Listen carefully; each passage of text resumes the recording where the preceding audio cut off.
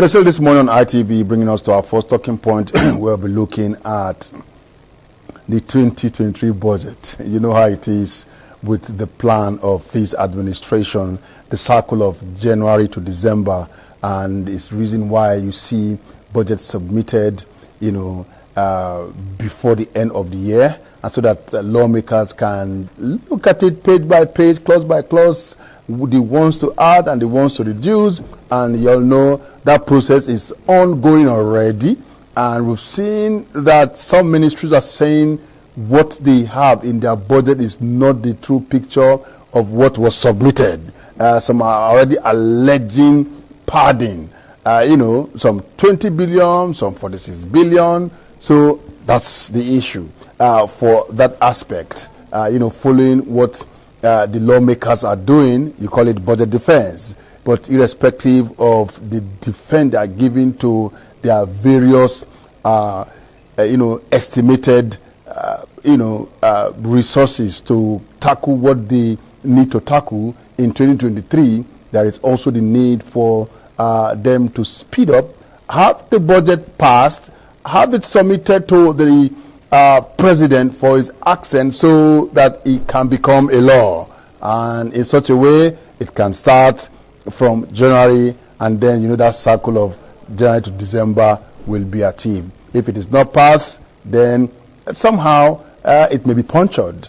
And so much in that budget of 20 trillion with about 6 trillion debt servicing, with about 8 trillion recurrent expenditure, and of course 4 trillion capital expenditure. And you want to ask, how can we move to the next level when recurrent expenditure is far and above the allocation for current expenditure? We want to talk about allocation for defense, allocation for works, allocation for education, allocation for health. That of the health seems to be getting applaud and commendation. The very first time it has that huge chunk allocated to it. I want to look at it. There are so many areas in health that requires money. Some say, well, it's a good one, we have this one. Others say, wow, the money can't even do anything because of the current reality when it has to do with exchange rate. And so, where do we go from here? And to do this, I have with me the programs. Of course, you call they always program when it comes to these NGOs and all of that. Good Governance and Center for Social Justice. Victor Emejiwe, very good morning and welcome. Good morning, Mr. Joseph. It's nice to be with you in the studio. Yeah, and it's a pleasure having you. Yeah. And you know what we're talking about here, budget. And the year is just rounding up. We're already 5th of December. We are basically 26th day. Can we achieve the lawmakers go through the budget, have it passed, and then sent to the president for accent? Oh, definitely. They are starting on a good note. It takes just a month to go through the process of the budgets, the readings, and finalize, put some finishing touches. I think currently now they've been inviting the ministries, departments, and agencies to come and make a defense of their various budgets. So if we give them from this first week to maybe the 3rd week of December, they should be able to put finishing touches together. Nothing stops us from... Yeah, before that break, we're looking at the 2023 budget. You know how it is with technology. It waved, and we're back again. And Victor is here. And you're making the point on the need for the National Assembly to use between the first 3 weeks in December to tidy up. Yes, if they are committed to carrying out that function, I think 3 weeks should be enough. Nothing stops us from getting the budget signed, returned back to the executive, in the last week of December, and by 1st of January we should have a budget that is up and running, because we now have a budget that runs from a 12-month calendar year, which should start from 1st of January to 31st of December. So if they are committed to the assignment, I know this is festive period. A lot of people want to go for vacation, to relax and to rest, but they should use this last 3 weeks of December to tidy up some of the issues in the budget. I'm aware they've been inviting some ministries, departments, and agencies to make defense on their budgets, where we saw humongous amounts of money that are not even known to some ministries in billions. So these are some of the things. They will have special committees that should be sitting currently to tidy up those figures, get clarifications, and then see where they can make adjustments and reprogram some of the funds. So if they are committed to that bit, in the next 3 weeks, hopefully they should be done, and the budget should be signed by 1st of January. So, but are you not worried with the revelation during the defense that some of the monies are not what the ministry prepared? These are some of the insertions, and it just came, it was talked about, and it dies like that. What's happening? No, these are some of the issues. We have this disconnect between the executive and the legislature in the preparation of the budgets. If you should go by the Fiscal Responsibility Act, the Fiscal Responsibility Act provides that upon preparation of the medium-term sector strategy, the executive should summon key representatives, which includes members of the National Assembly, which also includes some professional bodies and key persons that have necessary input to make in the sectors of the budget. So at that point of preparing the budget, if a member of the National Assembly committee was part of that budget preparatory process, they will have been able to figure out why that kind of amount is being inserted into that particular ministry. So it is not at the point of defense. It will now be thrown back to the ministry that we discovered so and so amount of money. Why is that so? Because they will have been in the picture. And that helps for proper planning.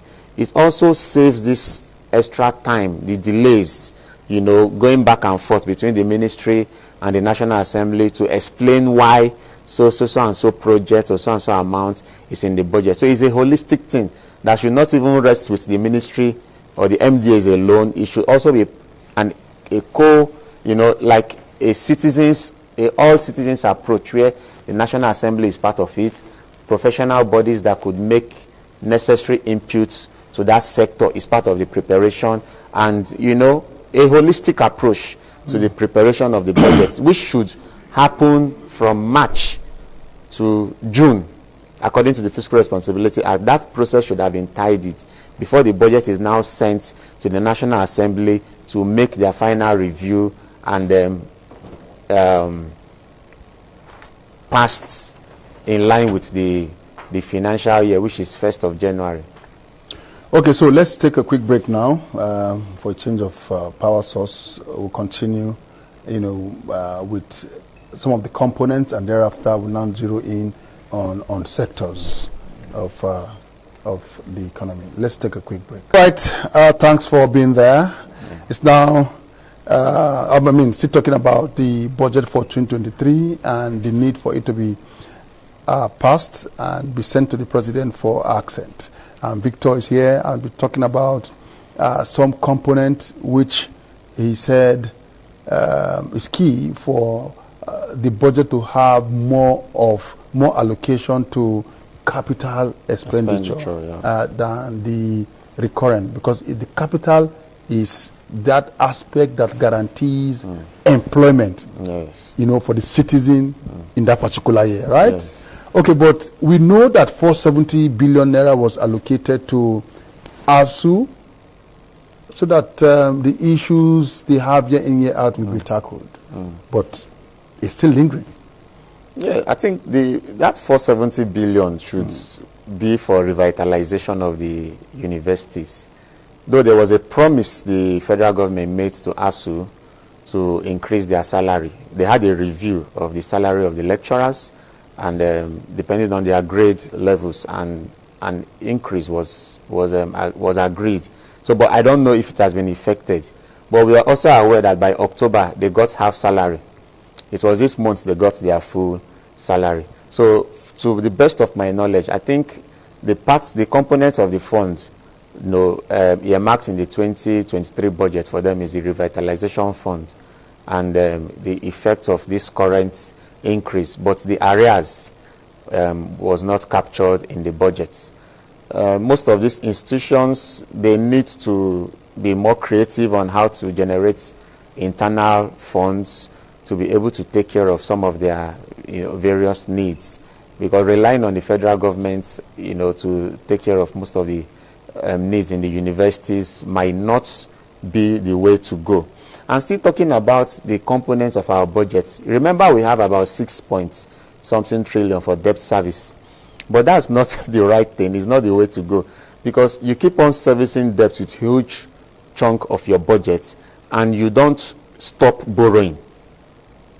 The money that should also be channeled back to the capital development fund is also used to service debts. We are not talking about paying the debts, but paying the interests per year that accumulates to the debts.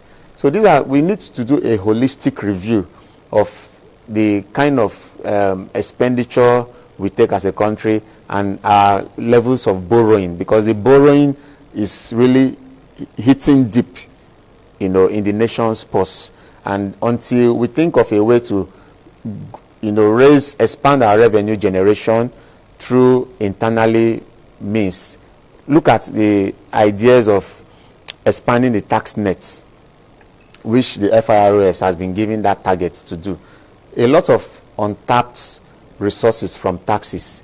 Talking about insurance, health insurance is another pool where money is lying. If levies are imposed, on people to mandatorily belong to a health insurance program, definitely the bulk of that resources will be channeled back to the government. So there is need for creative approach on how to generate income internally, so other than going back to the donors to borrow money for our projects. Because the effect is that the money for capital development will be used to service the debt and also pay the debt in future. Okay, can we look at the allocation to health? Okay, it's unprecedented. Over 1 trillion naira, so massive. Tell us about it. Can it be able to address at least maternal and child mortality? When, of course, we know that when the PHCs are working and women can actually access some of those commodities, life will be at least better. Okay, when you opened the program, you made mention of people rejoicing that the health budget has been increased. I laughed. 1 trillion, if you look at the commitments to health, 1 trillion out of a budget of about 20-point-something trillion is very, very poor. It's paltry. That represents just 5% of the entire budget. And we have a commitment under the African Union, when the Abuja Declaration of 15%. And so we are nowhere close to meeting our commitments in the health sector. And also, the federal government signed a law on National Health Insurance Authority Act 2022 by May. That law is expected to provide what we call the Vulnerable Group Fund in Section 25 of the Act. The Vulnerable Group Fund is meant to take care of indigents, the poorest of the poor, the disabled, the aged, the children under 5, the mentally unstable people. That is people that cannot, from every indication, work to earn money for themselves. So a particular amount of money is expected to be set aside in the budgets to take care of these ones, while levies are imposed on every citizen of Nigeria. According to Section 4 of that Act, every resident of Nigeria is expected to be in one form of the insurance, either in the formal sector or in the informal sector. And so, when you look at the budget for health, you have about 1 trillion. Out of that 1 trillion, 404 is for capital budgets. Now, there is a very big issue with that capital budget. The the major bulk of the money for capital budget is going to the Ministry of Health headquarters. The Ministry of Health has about 133 agencies, but 319 billion out of 404 is going to the headquarters out of 133 agencies in the ministry. Now, if you ask me what are the components of this 319 billion, you will discover that there is a slush fund of 310 billion allocated by the ministry. They tagged it with several nomenclature: multilateral bilateral loans, multilateral bilateral tied loans for COVID-19 response. You see other subsets of those multilateral bilateral tied loans. And then you have the health security. You see for immunization, you see for nutrition, then you see a service-wide vote. So all this in hundreds of billions, amounting to 310 billion.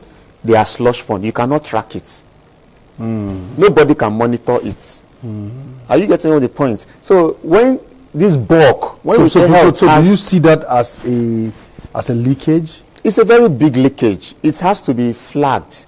Just the way we flagged, it was discovered by the National Assembly that a humongous sum of 200 and something billion was discovered in the exactly.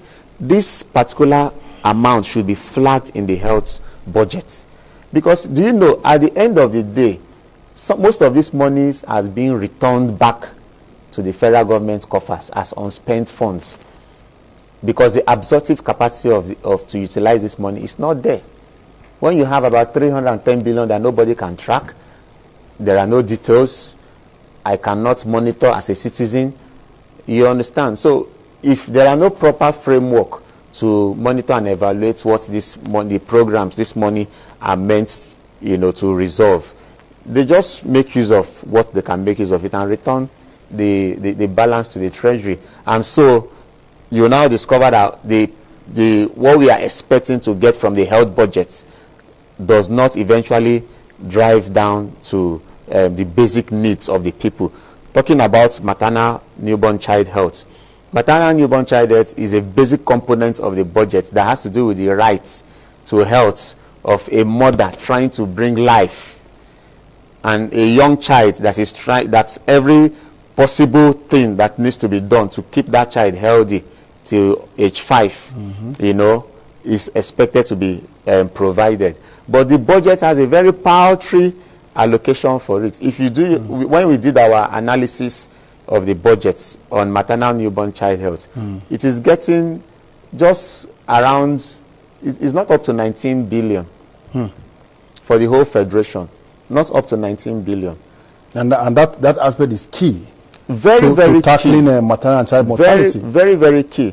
All the indicators regarding maternal newborn child health are usually on the negatives, and most especially now, the basic health care provision fund, as at last year, 50% of the money released for it was returned back. So you begin to question yourself, what is the absorptive capacity of the primary health care centers, that are meant to manage the release of this fund? Also, the states, are they committed to providing their own counterpart funds to assess some of the benefit of the basic health care provision I think for fund? the basic health care provision fund, for you to assess that money, you should be able to have, like a center, so to speak, like an agency, an agency. Yes. Otherwise, you will not be able to assess what is coming from the center. Yes. Part of the minimum requirement is that the states set up their own states health insurance scheme. They should also have some similar provisions like we have in the 1% CROF for their own states. They are supposed to contribute to 1% consolidated revenue for their states, so that they can, it's like a matching grant to assess the federal government's own contribution to the fund. And information that's just got to me has it that about 30 states has already done that. But it now behoves on the state governments to commit themselves to providing those matching grants. We are in election period, and a lot of focus is really to return back to power, or to move to the next level. To move to the next level. And so most of reasons that we can give for them not utilizing that fund might be traced to this.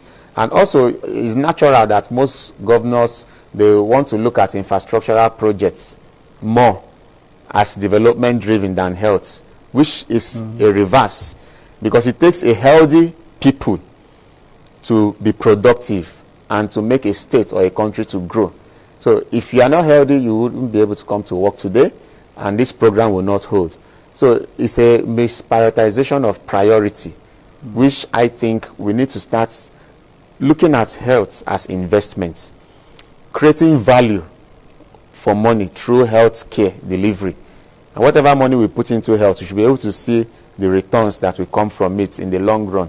You understand? So it's a very big issue. But it appears nothing is done about the revitalization of primary health care centers. We've had that in 2016, of course, by the president, that about 10,000 of those will be rehabilitated. He started with the Kutunguru primary health care centers, and that's the last we heard. There is a disconnection between who puts in projects for the primary health care centers, you know, and who implements and monitor them.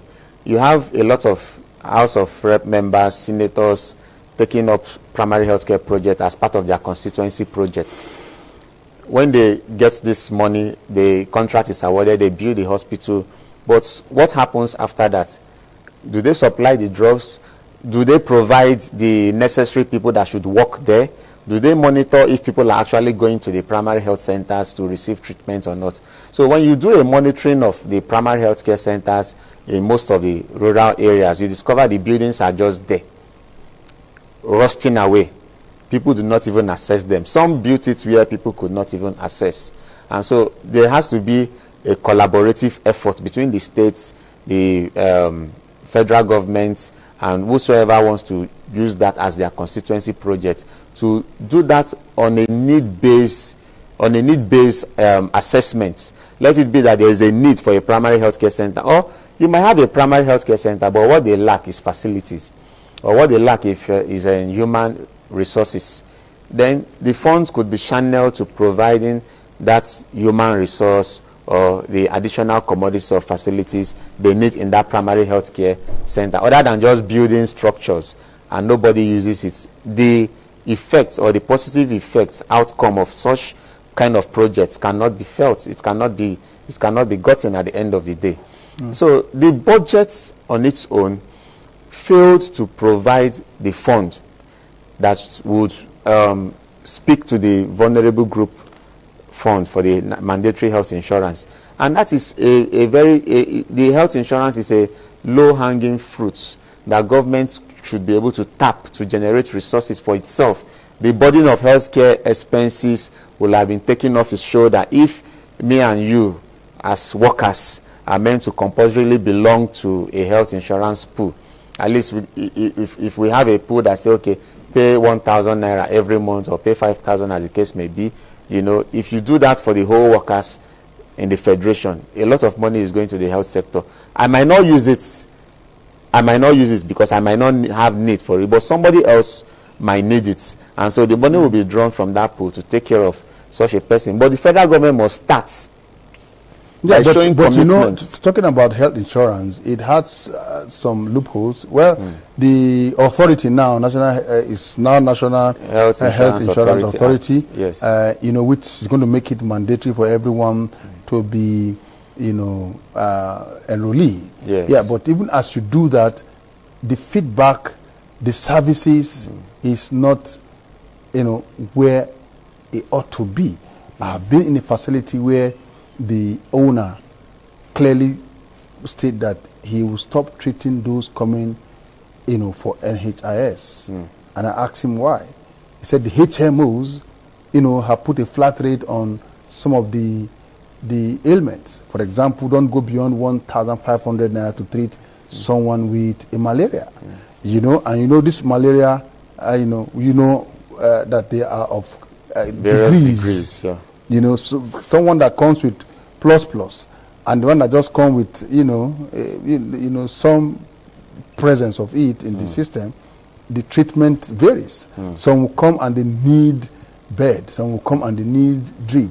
you know, and you say it should be flat rate, and the owner said no, stop, and they wrote to him telling every other person that used that facility to stop patronizing that facility, because he said he will not be taking those on NHI. He says fine, and most of the people now decided that, okay, if that's the case, I also don't need the insurance scheme. Just treat me direct and I pay you. So that is also an issue. How do you think it can be tackled? Okay, let me give you a background to what it means to pay from your pockets. There are some persons that can afford to go to the hospital and pay without going through NHIs. But currently, about 80% of Nigerians cannot afford such payments. The last time, before I keyed into the health insurance policy, just for one particular visit with the doctor, I paid for card registration. That was about 5,000. To see the doctor, I paid 10,000 naira just to tell the doctor what is wrong with me. To go for tests, they ran about 3 tests. That cost about 15,000 before they now wrote drugs. So by the time I was leaving there, I had spent close to 40,000 naira. How many Nigerians struggling to feed?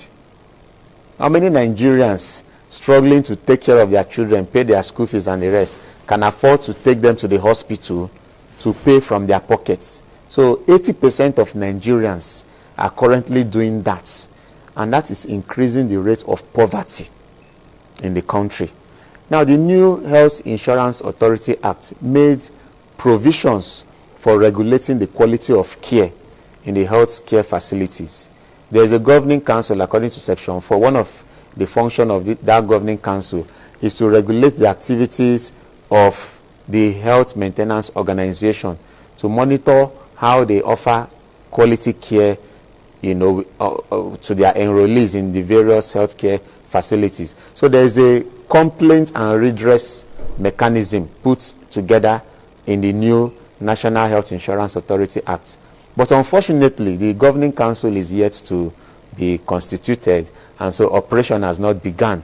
So that is a challenge that needs to be also flagged. Yeah, just like the case of Basic Healthcare Provision Fund. I talk about the fact that there will be, you know, ambulances on the highway at a regular interval. Yeah. But we are yet to see one.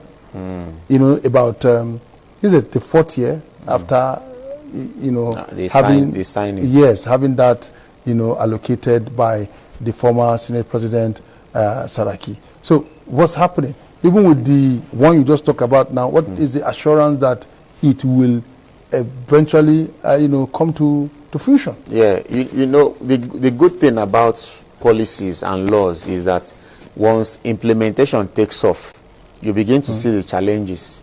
Then you make provisions to take care of some of those challenges and to improve, you know, the general system. So at least it's better we start. We've started off with the 1% Consolidated Revenue Fund, and evidentially some of the monies are being released. People are benefiting from it, even though not as we want. There are loopholes, quite all right, but it requires continuous monitoring, continuous improvement of the system. We wouldn't say because there are 1 or 2 challenges, then we shouldn't do what is right. A lot of countries have gone far beyond where we are. If you want to travel to any of the European countries now, you pay your upfront insurance fee before you are even given a visa. So they don't even joke with such kind of policy. So Nigeria must start its own process. Let us begin to see where the challenges are. Yeah, but the challenges are enormous. But I want to look at the challenges. You know, a system where you pay your insurance and some ailments are not captured. Yeah, that's what I try to explain. That with the new acts, the ailments are supposed to take care of problems in the primary, tertiary, and secondary care. You know the way insurance works. Insurance works depending on the kind of coverage you pay for. So if you pay the higher amount of premium you deposit, will determine the category of things that can be covered. And so the basic problems Nigerians go through when it comes to their health care are primary health problems. Issue of malaria issue of typhoid, you know, all those things are the common things which people should not pay too much to be able to assess the care for it. And so when we are talking about secondary health issues like diabetes and kidney issues and the rest, there are provisions for it also in the health insurance. Everybody should be covered in one form or the other, but it depends on the kind of premium, you know, that is paid to assess that. But for the indigents, they are not supposed to pay a dime, whether it's secondary, tertiary, or primary. They are meant to be covered, and that is where the pool of funds. So if the money is being released into the coffers, then governments must be made to be accountable to how this money is being utilized and to the quality of care that is offered to those that are enrolled under the health insurance system. So let it kick off at first.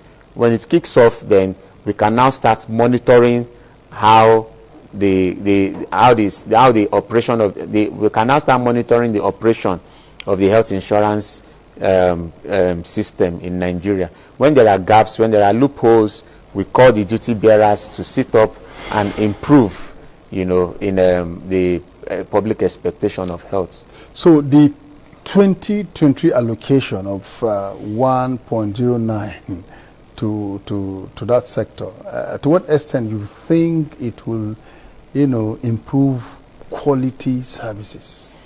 Yeah, like I said, the money is not sufficient. And so, like for instance, we discovered that allocations to primary health care services are very poor. They are paltry. They are not more than, the total allocation to primary health care center is not more than 5% of the entire health budget, which is very, very abysmally low. But compared to previous years, better. Compared to previous year, I don't know. There are some components that are missing out of the primary health care budget, like family planning. Family planning is not listed as part of the program or project of federal government for 2023. And so that is a red flag. The National Assembly needs to do something about that, because we have it happened that way in previous budgets, and somehow I think there was a way the finance ministry, you know, had to bring something to, to you know, tackle the issue of family planning. Okay, so it's very, very important, because if you do not budget for it, they can always be excused that it's not in the budget. So the National Assembly, the opportunity they have now while looking at the budget, they should be able to insert or recommend, because we have a costed plan of about 23 billion for 2023 under the family planning, 2030 family planning commodity framework. 2020 commitment. Commitments, yes. And also nutrition too. The National Strategic Action Plan on Nutrition also have a priority target and an ambitious target of about 39-point-something billion and 57 billion. But none of it is captured in the budget. So let's take a quick break. When we come back, we'll conclude on that. All right. Thanks for being there. It's time now to, you know, take the concluding comments from our guest, Victor. As we're about to go, you know, well, we started off with issues around the budget. We looked at education, you know, talked about ASU, and then some other areas. But you know that the issue of budget, we can't finish in a day.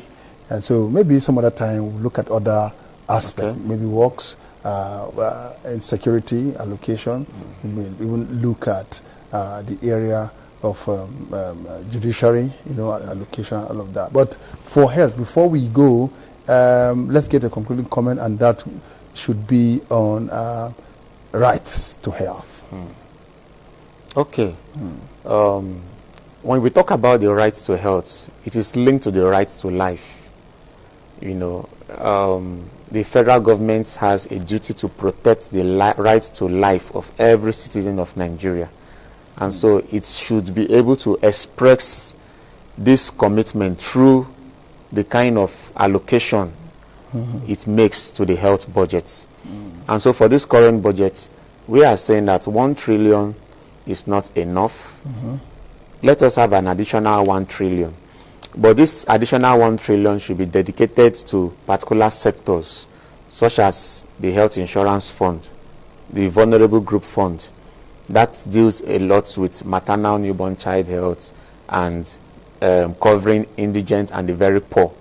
We should also look at dedicating specific amounts to core programs like family planning, nutrition, vaginal vestula, VVF. Vesico-vaginal fistula. Vesico-vaginal fistula. Or rectum-vaginal which is very, very prevalent, you know, with about 800,000 women spread across both the major part of it is in the northwest and some other parts of the south.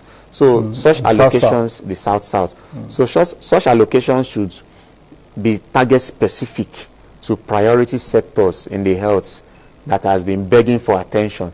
Then the bulk, the slush fund, details of that fund should be disaggregated and made available to the National Assembly. If for any reason it has to be passed, let this information be available to the National Assembly and to the public. There is nothing stopping the Ministry of Health from having a portal where the public can usually go to assess some of his programs, some of the implementation of his programs. Like we are talking about the Basic Healthcare Provision Fund, what has been spent, where it was spent, and what is left to be done. So this transparency and accountability is also key. You understand? Then the absorptive capacity of the Ministry of Health needs to also be improved. The idea of returning money meant for capital projects and other important priority projects does not speak well of the ministry. If the Minister of Health is not capable enough, the President should know the best thing to do, you know, to call him to be on track. So I think these are some of the summations that we want the National Assembly and the public themselves to take note of. Then when it comes to the other aspect of the budget, there is also need for us to also have interest to monitor the release of capital development funds, and let us see that there are impacts in some of the projects, how the projects are impacting on the lives of the very poor.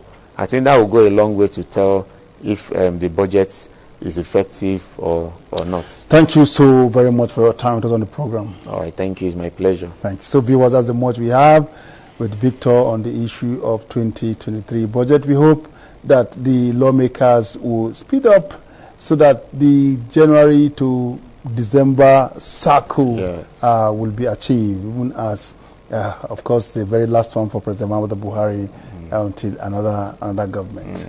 We hope there should be continuity. You know, continuity is key to development. Yes. All right, so we'll take a quick break. When we come back this morning on ITV, we'll continue with the event we have at hand. Of course, the Christmas Carol and the Christmas Fun Fair. Two events loading seriously, and you need to be part of it. Stay with us after the